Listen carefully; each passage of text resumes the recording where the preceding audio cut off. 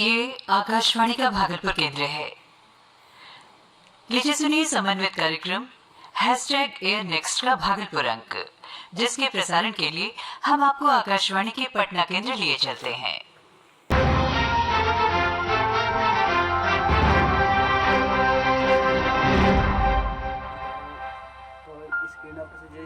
दिलों में तूफानों की टोली और नसों में इनकलाब, होश दुश्मन के उड़ा देंगे, हमें रोको ना आज। नमस्कार, आप सुन रहे हैं Akashvani Bhagalpur #AIR next. AIR next campaign के तहत हम मना रहे हैं आज़ादी का अमृत महोत्सव। मैं हूं आपके साथ देवरंजन कुमार और मैं आपका मित्र सुजीत कुमार और मैं शिवानी कुमारी। आज़ादी का अमृत महोत्सव यानी आज़ादी की ऊर्जा का अमृत, स्वतंत्रता सेनानी की स्वाधीनता का अमृत। आज़ादी का अमृत महोत्सव मतलब नए विचारों का अमृत और नए संकल्पों का अमृत, और आत्मनिर्भरता का ही नाम है अमृत महोत्सव। हम भारत के लोग जो आज़ाद फिजा में सांस ले रहे हैं, स्वतंत्र रूप से अपना जीवन जी रहे हैं, इस आज़ादी के लिए हमने एक बड़ी कीमत चुकाई है और हमारे देश के वीर सपूतों ने अपने लहू से इस देश को सींचा भी है। देश की स्वतंत्रता की 75वीं सालगिरह से ठीक 75 सप्ताह पहले हम सभी देशवासी आज़ादी का अमृत महोत्सव मना रहे हैं और 12 मार्च 2021 से इसका आगाज हमारे देश की माननीय प्रधानमंत्री श्री नरेंद्र मोदी ने कर दिया है। और ठीक इसी के दिन राष्ट्रपिता महात्मा गांधी ने 12 मार्च 1930 को सविनय अवज्ञा आंदोलन की शुरुआत भी की थी। साबरमती से दांडी तक पैदल यात्रा भी इन्होंने तय की थी और इसी दिन राष्ट्रपिता ने नमक के काले कानून का विरोध किया था, क्योंकि नमक भारत की आत्मनिर्भरता का भी एक प्रतीक था और अंग्रेजों ने भारत के मूल्यों के साथ साथ इस आत्मनिर्भरता पर भी चोट की।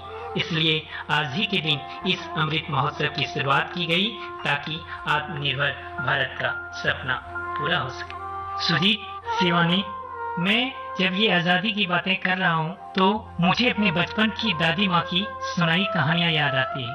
कैसे मेरे दादाजी स्वर्गीय बद्री नारायण सिंह, दादी स्वर्गीय मैंती देवी ने कैसे अंग्रेजों की प्रताड़नाओं को सहा।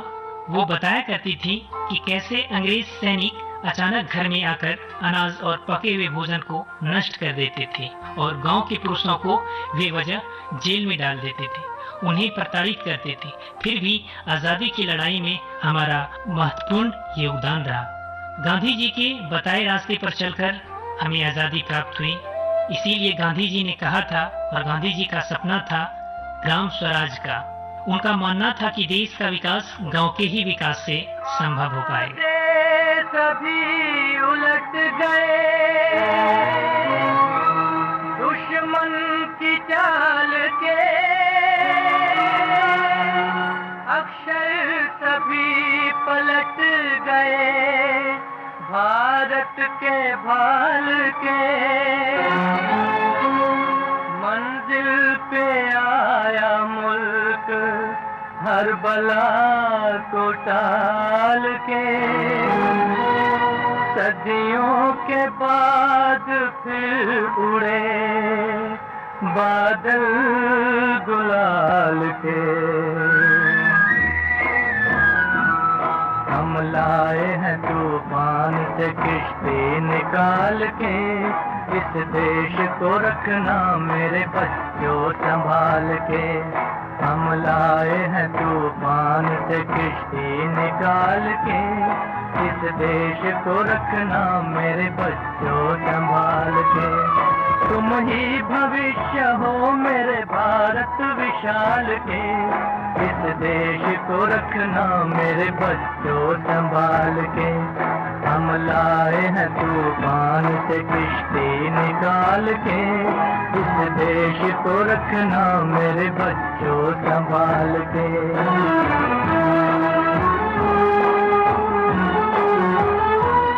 देखो कहीं बर्बाद न होवे ये बगीचा,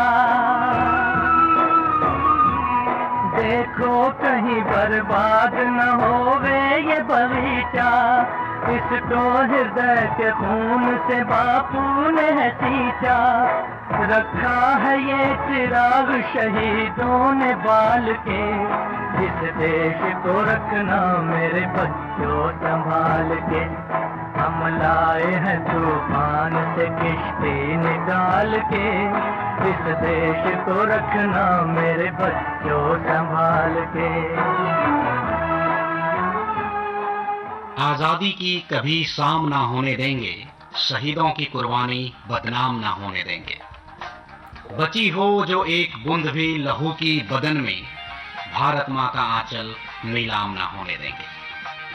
मित्रों, बात आजादी के परवानों की हो और प्रदेश के बलिदानियों की बात ना की जाए तो चर्चा आधी अधूरी सी लगती है। गंगा मैया के पावन तट पर बसा यह प्रदेश हमेशा से राष्ट्रभक्तों की उपज करने वाली उर्वरा भूमि रही है। इस भूमि ने बाबू देव नारायण सिंह, सियाराम सिंह और आनंद मोहन सहाय जैसे क्रांतिकारियों को जन्म दिया। भागलपुर के आनंद मोहन सहाय आजाद हिंद फौज के सक्रिय सदस्य और सुभाष चंद्र बोस के काफी करीबी थे। द्वितीय विश्व युद्ध के दौरान यहाँ एक नारा काफी प्रचलित था, हम ना देंगे एक भी पाई, हम ना देंगे एक भी पाई। 9 दिसंबर 1929 को सरदार पटेल छात्रों के विशेष आग्रह पर भागलपुर आए और उन्होंने यहाँ किसानों के प्रति छात्रों का कर्तव्य तथा अहिंसा की आवश्यकता पर उद्बोधन देकर स्वाधीनता आंदोलन के धार को तेज किया। 1930 के सविनय अवज्ञा आंदोलन के दौरान गांधी जी भागलपुर आए, जिस कारण यहाँ के आजादी के दीवानों में नवीन उत्साह का संचार हुआ। 1930 में ही भागलपुर में सियाराम दल द्वारा साइमन कमीशन का विरोध किया गया। गोविंद प्रसाद के पुस्तक के अनुसार अगस्त क्रांति में भागलपुर जिले के 122 स्थानों पर गोलियां चलाई गई, जिसमें 1817 लोग शहीद हुए तथा 2794 लोग घायल हुए। इस घटना के बाद अंग्रेजी हुकूमत के द्वारा 33,813 लोगों को गिरफ्तार कर लिया गया तथा 831 लोगों को नजरबंद भी किया गया, जिसके बाद 17,331 लोगों को दंडित किया गया। 9 अगस्त 1942 को क्रांति दिवस के अवसर पर भागलपुर में तिरंगा झंडा फहराकर पूर्ण स्वाधीनता की मांग की गई और उसी दौरान 15 अगस्त 1942 को सुल्तानगंज रेलवे स्टेशन पर ट्रेन डकैती कांड को अंजाम देकर अंग्रेजी सरकार के खजाने को लुटा गया, जिसने स्वतंत्रता आंदोलन की पूरी आबो हवा ही बदल कर रख दी। मित्रों, हमें बताते हुए गर्व की अनुभूति होती है कि भागलपुर आजादी के आंदोलन के साथ साथ समाज सुधार आंदोलन का भी केंद्र रहा, जिसका नेतृत्व कर रहे थे प्रख्यात समाज सुधारक राजा राम मोहन राय। इसी भूमि में अपने तीक्ष्ण वाणों से अंग्रेजों की छाती को छलनी करने वाले संथाल विद्रोह के प्रणेता सिद्धू और कान्हू का उदय होता है, जिन्होंने जल, जंगल और जमीन की लड़ाई लड़ते हुए अंग्रेज सरकार के छक्के छुड़ाए और अपनी मातृभूमि पर बलिदान हो गए। स्वतंत्रता आंदोलन के पहले सेनानी माने जाने वाले तिलका मांझी भी इसी मिट्टी के उपजे सपूत थे, जिन्होंने आदिवासी विद्रोह का नेतृत्व करते हुए सन 1771 से 1784 तक अंग्रेजों से लंबी लड़ाई लड़ी और रामगढ़ कैंप को अंग्रेजों के कब्जे से आजाद कराया। बाद के दिनों में 13 जनवरी 1785 को भागलपुर के तिलका मांझी चौक पर विशाल वट वृक्ष से लटकाकर उन्हें फांसी दे दी गई। शहीद तिलका मांझी के स्वतंत्रता संग्राम में दिए योगदान को याद रखने के लिए भागलपुर विश्वविद्यालय का नामकरण उनके नाम पर कर दिया गया। मित्रों, बात अंग्रेजों के खिलाफ आंदोलन की हो तो छात्र आंदोलन के चर्चा से कैसे वंचित रहा जा सकता है। छात्र आंदोलन में लोकनायक जयप्रकाश नारायण के साथ कदम ताल करते हुए बिहार सचिवालय पर तिरंगा फहराते हुए सीने पर गोली खाने वाले बांका जिला अंतर्गत बाराहाट प्रखंड के खड़हरा निवासी शहीद सतीश चंद्र झा के योगदान को याद करते हुए मन श्रद्धा से नतमस्त हो जाता है और स्वतः कह उठता है, शहीदों की मजारों पर लगेंगे हर वर्ष मेले, वतन पर मिटने वालों का यही बाकी निशान होगा। ओ माई तू मेरी दुनिया रे, तेरे आंचल में भर दूं तारे। ओ माई तू मेरी दुनिया रे, तेरे आंचल में भर दूं तारे।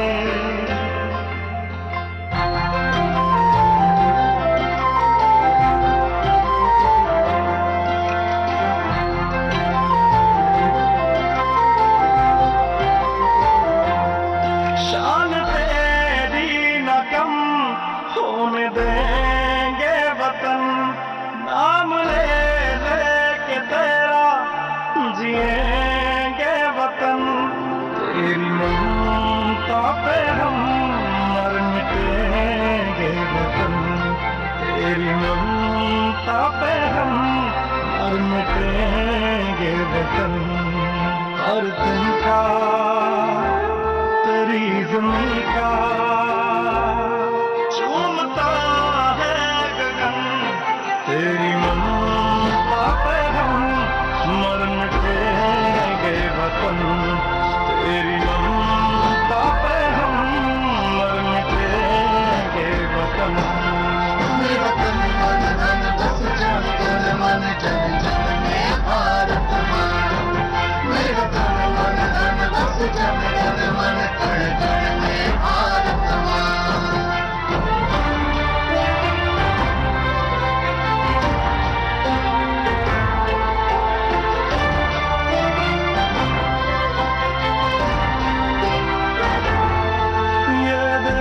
है अलबेलों का मतवाले यहाँ रहते हैं मिट जाए तिरंगे पे जो जियाले यहाँ रहते हैं दुनिया में सिर्फ हम ही हैं जो मुल्क को माँ कहते हैं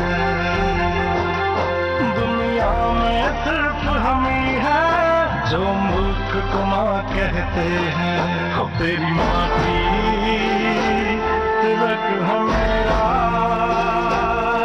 ऐ माँ तुझे नमन तेरी ममता पे हम मर मिटेंगे वतन तेरी ममता पे हम मर मिटेंगे वतन मेरा तन मन धन बस जन तन मन जन जन में भारत माँ मेरा तन मन धन बस जन तन मन कण कण में भारत माँ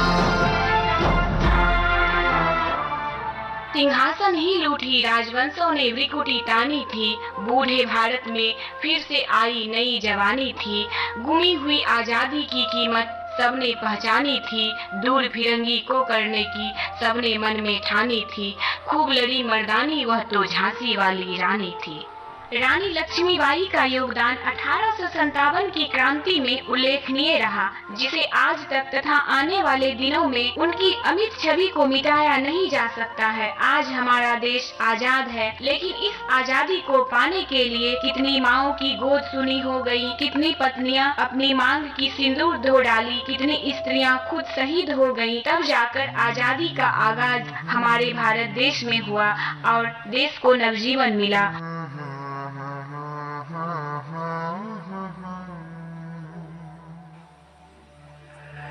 देश से है प्यार तो हर पल ये कहना चाहिए मैं रहूं या ना रहूं भारत ये रहना चाहिए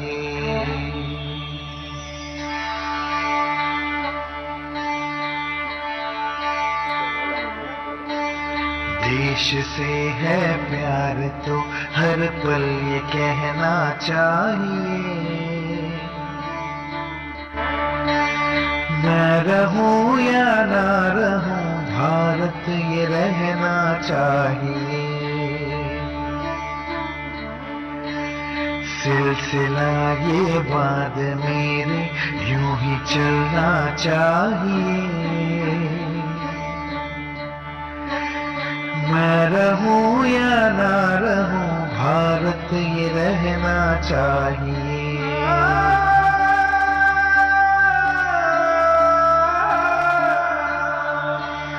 मेरी नस नस तार कर दो और बना दो एक सितार राग भारत मुझ पे छेड़ो झंझनाओ बार बार देश से ये प्रेम आँखों से झलकना चाहिए मैं रहूं या ना रहूं भारत ये रहना चाहिए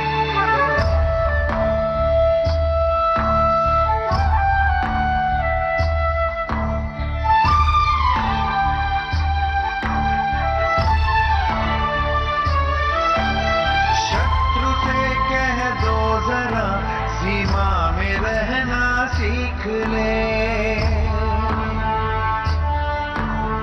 ये मेरा भारत अमर है, सत्य कहना सीख ले। भक्ति की इस शक्ति को बढ़कर दिखाना चाहिए। मैं रहूं या ना रहूं, भारत ये रहना चाहिए।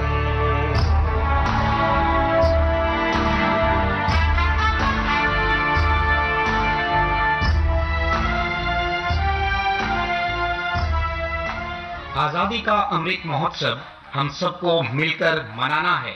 जन जन की भागीदारी से हमें आत्मनिर्भर भारत बनाना है। मित्रों, भारत का इतिहास बहुत ही गौरवशाली रहा है।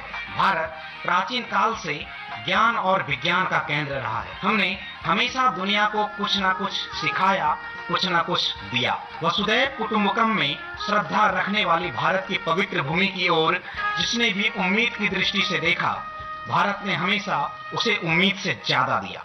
हम उसी भारत के वासिंदे हैं जिन्होंने विश्व को दशमलव प्रणाली और शून्य दिया, जिसके बिना अंतरिक्ष में जाना असंभव था। जिस देश ने विश्व को संस्कृति और विज्ञान से परिचय कराया, जिस देश का धर्म ग्रंथ भी विज्ञान सम्मत हो, उसके साथ अचानक से क्या होता है कि उसकी संस्कृति और वैज्ञानिक विरासत का पतन होने लगता है। इसके तह तक पहुंचने के लिए हमें 2-3 बिंदुओं पर गौर करना आवश्यक है। पहला, शिक्षा।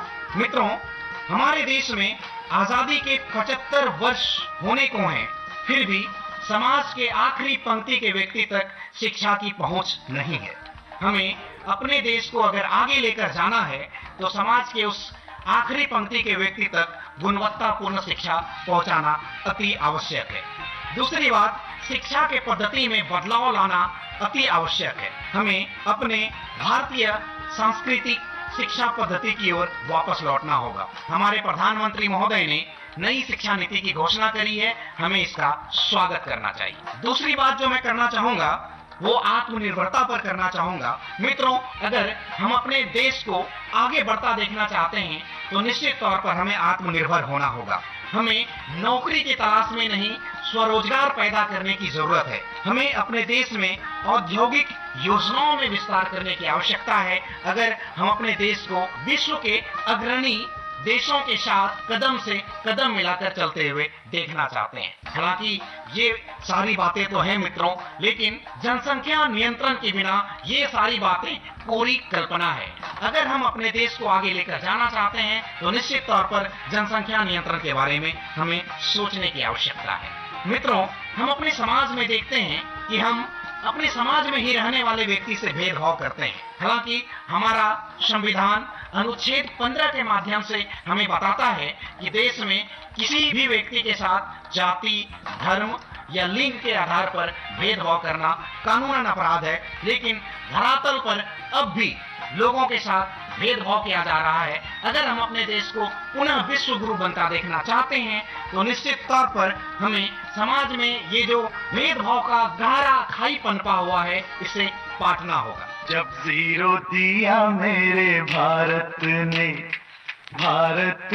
मेरे भारत ने, दुनिया को तब गिनती आई। तारों की भाषा भारत ने दुनिया को पहले सिखलाई। देता न दशमलव भारत तो यूं चांद पे जाना मुश्किल था। धरती और चांद की दूरी का अंदाजा लगाना मुश्किल था।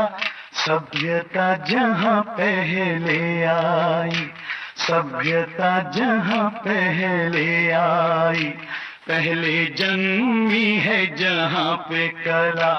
अपना भारत वो भारत है जिसके पीछे संसार चला, संसार चला और आगे बढ़ा। यूं आगे बढ़ा, बढ़ता ही गया। भगवान करे ये और बढ़े, बढ़ता ही रहे और फूले फले, बढ़ता ही रहे और फूले फले। चुप क्यों हो गए? और सुनाओ।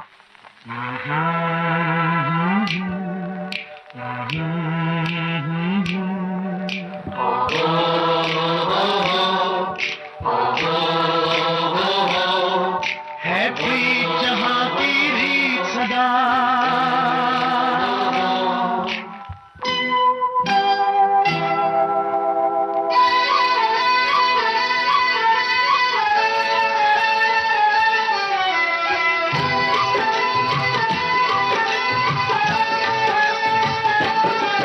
है प्रीत जहां की रीत सदा,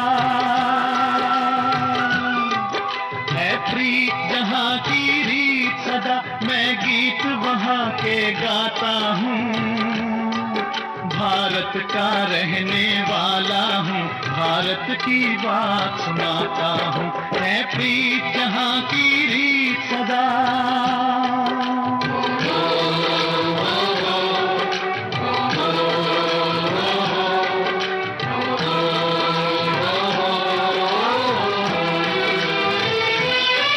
काले गोरे का भेद नहीं, हर दिल से हमारा नाता है,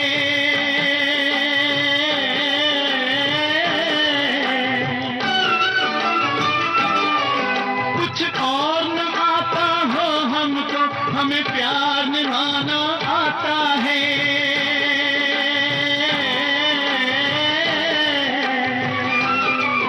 जिसे मान चुकी सारी दुनिया हो, जिसे मान चुकी सारी दुनिया, मैं बात वही दोहराता हूँ, भारत का रहने वाला हूँ, भारत की बात सुनाता हूँ, है प्रीत जहां की रीत सदा।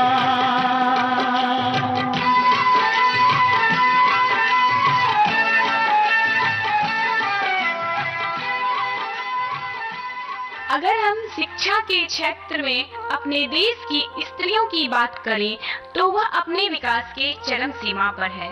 उन्हें विभिन्न क्षेत्रों में रोजगार भी मिल रहा है। एक शिक्षित माँ अपने बच्चों को शिक्षा के क्षेत्र में जानकारी पूर्ण रूप से शिक्षित होकर ही दे सकती है। सच्ची शिक्षा तो वह है जिससे हमारा चरित्र का निर्माण हो सके। हमारा देश तब पूर्ण रूप से विकसित होगा जब भारत देश की हर महिला पूर्ण रूप से शिक्षित होंगी, चाहे वह शिक्षा का क्षेत्र हो, रोजगार का क्षेत्र हो, जल सेना, वायु सेना, स्थल सेना का क्षेत्र ही क्यों न हो। स्त्री अपना स्त्रीपन के साथ पुरुषत्व दिखा रही है। शिवानी, सुजीत, अगर हम अमृत महोत्सव की बात करें तो मेरे मन में एक सवाल उठने लगता है। स्वच्छता, अमृत दोनों मिलता जुलता शब्द लगता है। राष्ट्रपिता महात्मा गांधी ने साफ सुथरे हिंदुस्तान का ख्वाब संजोया। बापू ने ही पहला स्वच्छाग्रह छेड़ा था। उन्होंने क्विट इंडिया, क्लीन इंडिया का भी संदेश दिया। महात्मा गांधी ने इसके लिए बाकायदा अभियान भी चलाए, लोगों को समझाया बुझाया कि सफाई कार्य किसी और का काम नहीं है, बल्कि स्वयं ही देश को स्वच्छ रखना होगा। लेकिन आज सोचने वाली बात है कि आजादी के इतने साल होने के बाद भी हम अपने देश को साफ करने के लिए संघर्ष कर रहे हैं। आखिर गलती कहाँ हुई, ये सोचना हमें ही होगा। इसलिए तो उन्होंने कहा था, स्वच्छता अभियान नारा बनाओ, स्वच्छ रहो, स्वच्छता अपनाओ। जी देवरंजन, कहा गया है स्वच्छ मन में सुंदर भावनाएं विकसित होती हैं। स्वच्छ रहना हर मानव समुदाय का परम दायित्व है। हमें अपने आसपास की गंदगियों पर विशेष रूप से ध्यान देना चाहिए। विभिन्न प्रकार के प्रदूषणों से पर्यावरण दूषित हो चुका है, जिससे अनेक प्रकार की बीमारियां उत्पन्न होती हैं, जिससे हमारा जीवन संकट में पड़ सकता है। गंगा हमारे लिए माँ के समान मानी जाती है, उन्हें लोग पूजते हैं, लेकिन आज गंगा माँ इतनी दूषित हो चुकी है कि वह पहले जैसी पवित्र नहीं रही। भारत हमको जान से प्यारा है, सबसे न्यारा गुलिस्तान हमारा है। भारत हमको जान से प्यारा है, सबसे न्यारा गुलिस्तान हमारा है। सदियों से भारत भूमि दुनिया की शान है, भारत माँ की रक्षा में जी जीवन कुर्बान है, भारत हमको जान से प्यारा है, सबसे न्यारा गुलिस्ता हमारा है।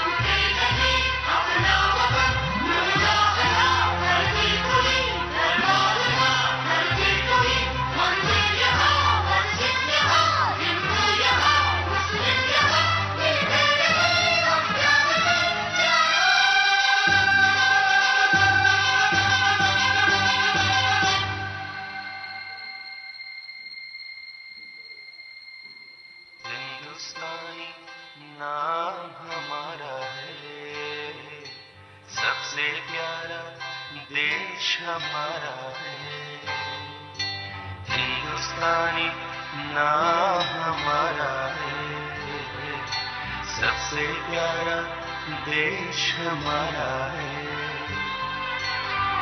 जन्मभूमि है हमारी शान से कहेंगे हम, सभी तो भाई भाई प्यार से रहेंगे हम, हिंदुस्तानी नाम हमारा है, सबसे प्यारा देश हमारा है।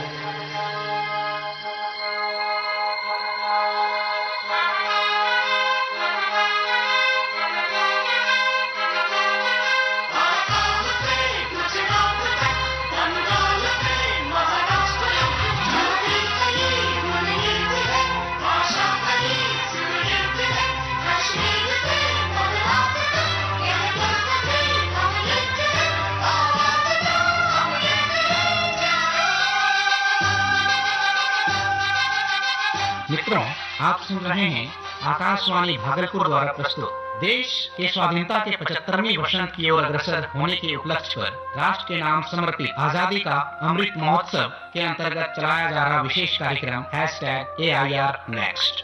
आज हम 3 मित्रों ने आप लोगों के साथ बहुत सारी बातें करी, लेकिन दोस्तों अब घड़ी इशारा कर रही है कि अब हम आपसे विदा लें, लेकिन इस वादे के साथ कि जल्द ही मिलेंगे एक और प्यारी सी कड़ी के साथ। मैं सुजीत कुमार, मैं देव रंजन कुमार और मैं शिवानी कुमारी लेते हैं अब आपसे विदा।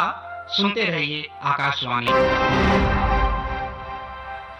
एयरनेक्स्ट भागलपुर की प्रस्तुति आप सुन रहे थे। आकाशवाणी का ये पटना केंद्र है। मीडियम वेव 483.1 मीटर यानी 621 किलोहर्ट्ज पर।